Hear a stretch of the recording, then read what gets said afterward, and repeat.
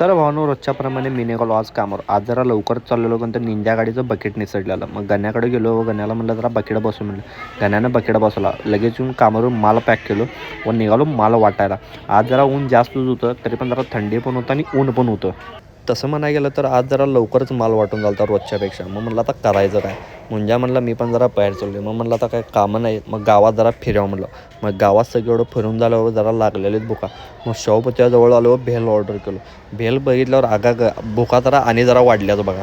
मग भेळ खाऊन झाल्यानंतर कामावर आलो. मग कामावर बघतोय तर काय चर्चा चालू होती. मग हळूच तिकडनं खिसकून मी आलो घरला जेवायला.